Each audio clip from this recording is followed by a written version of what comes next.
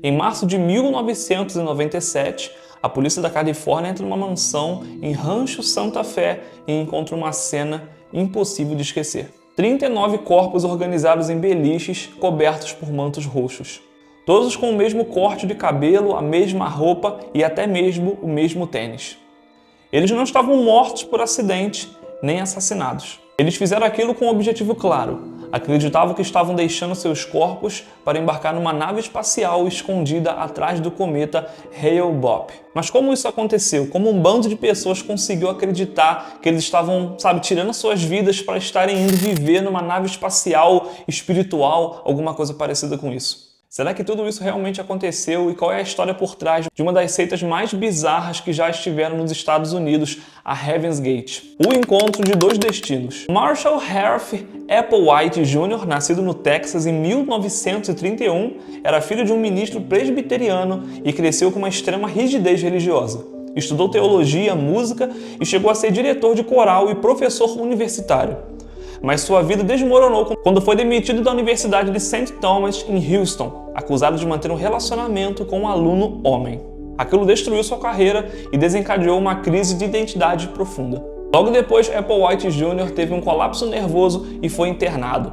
Foi aí que ele conheceu sua parceira que daria junto o início à seita Heaven's Gate.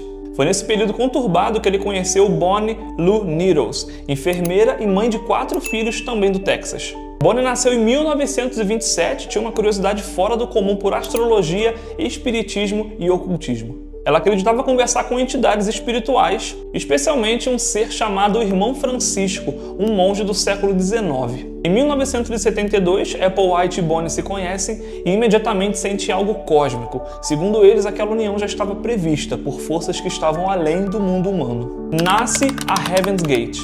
Eles então começam essa seita e eles acreditavam que eles eram as 2 testemunhas descritas em Apocalipse.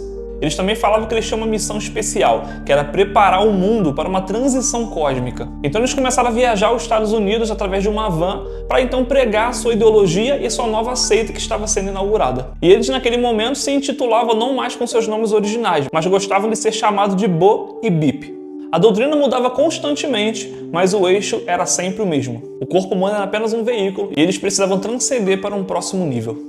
Qual era o próximo nível? O próximo nível era descrito como um plano superior da existência, não físico, onde seres perfeitos, sem gênero, sem ego, sem laços terrenos, viviam em paz eterna e imortais. Para eles, a Terra em breve seria reciclada e passaria por um reset cósmico. E a única forma de escapar disso era transcender, escapando do seu corpo físico e sendo elevado para um ser espiritual. E esse abandono poderia ser simbólico ou literal. A vida na seita, regras rígidas e isolamento. Os membros dessa seita viviam em total isolamento. Rapidamente eles conseguiram pregar aquilo que eles estavam acreditando como uma doutrina, estavam pregando a teologia deles cósmica e rapidamente eles começaram a agregar seguidores para a seita deles. E essas pessoas viviam de forma esquisita. Não tinham mais gênero, não tinham mais nome, seu nome próprio, que foram batizados, que nasceram com ele. Não existia mais isso. Não tinha individualidades, gostos, vontades próprias e nem mesmo podiam ter contato com familiares. Eles adotavam nomes agora sempre terminados em "od". Por exemplo, Nairod, Livod, eles sempre se referiam uns aos outros como parte de um coletivo e não como uma pessoa individual. Eles se vestiam de maneira uniforme, com a mesma roupa, com o mesmo corte de cabelo, até mesmo com o mesmo tênis, mais especificamente um tênis da Nike. Outro ponto é que o sexo era completamente proibido no meio deles.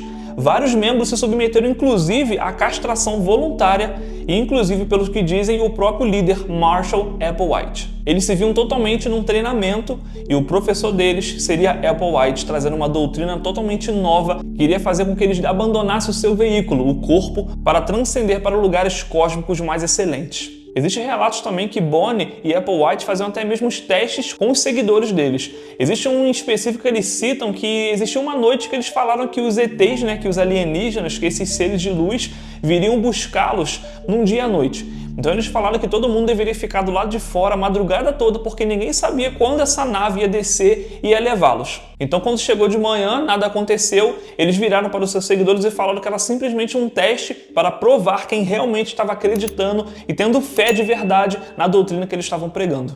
Essa seita durou durante muitos anos nos Estados Unidos e foi tendo uma evolução constante. Sempre teve bastante seguidores e bastantes adeptos e sempre viveu em locais mais isolados. Só que tudo mudou quando uma coisa aconteceu: a morte de Bonnie Needles e a chegada de Hale Bopp. A primeira grande ruptura foi a morte da fundadora. Em junho de 1985, Bonnie Needles morreu de câncer no fígado. Ela tinha previsto que sua ascensão ao próximo nível seria em vida, sem precisar morrer fisicamente. E quando ela morreu, algo quebrou no grupo. Diante da morte de uma das fundadoras, que pregava que as pessoas estariam indo para esse próximo nível também em vida, as coisas precisaram mudar. Applewhite entendeu que ele precisava mudar um pouco a doutrina do grupo depois de anos e começou a falar que agora as pessoas não estariam indo para um próximo nível em vida, mas agora ele falava que a morte seria esse cartão de embarque para o próximo nível. Isso marcou totalmente a transição do grupo de um grupo doutrinário para um culto suicida. O cometa Hale Bopp. Em 1995, astrônomos descobriram o cometa Hale Bopp. O mundo se fascinava com um brilho raro e uma teoria viral surge na internet. Uma nave alienígena estaria seguindo o cometa. Applewhite nesse momento se agarra a essa teoria que estava sendo disseminada na internet naquela época e começa a pregar isso então para o seu grupo, falando que aquele próximo nível que eles tanto aguardavam aconteceria nesse momento, com a passagem desse cometa. Mas que nave era essa e quem será que comandava ela? E se você está gostando desse vídeo até aqui, não esquece de se inscrever e deixar seu like, tá? Segundo os membros dessa seita Heaven's Gate, eles diziam que essa nave ela estava escondida atrás do cometa, mas também além disso, ela era invisível aos olhos humanos. Eles a chamavam de forma genérica de Craft.